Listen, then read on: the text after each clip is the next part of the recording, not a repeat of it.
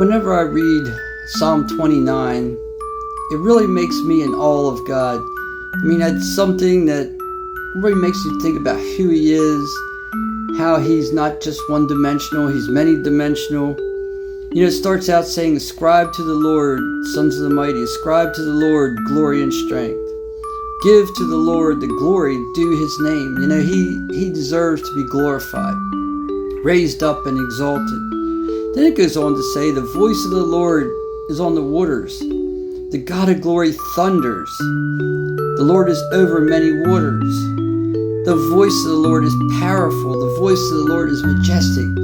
You know, God spoke everything into existence. His voice is amazing. And then it goes on to talk about how powerful it is. The voice of the Lord breaks the cedars. He doesn't need a chainsaw. He doesn't need an axe.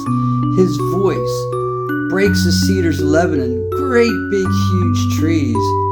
The voice of the Lord divides flames of fire. The voice of the Lord shakes the wilderness. You know, the voice of the Lord can cause earthquakes and mountains to move, oceans to rise, and things like that. The voice of the Lord is powerful.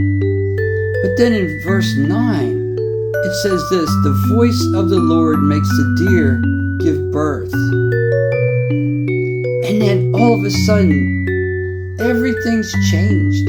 Instead of the power, and you see all the violence that goes with His voice, you know, stripping the cedars, breaking the cedars of Lebanon, you know, all that power. And now, here we see the tenderness of God.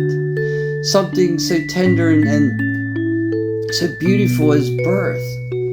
His voice is not one-dimensional. God is not one-dimensional.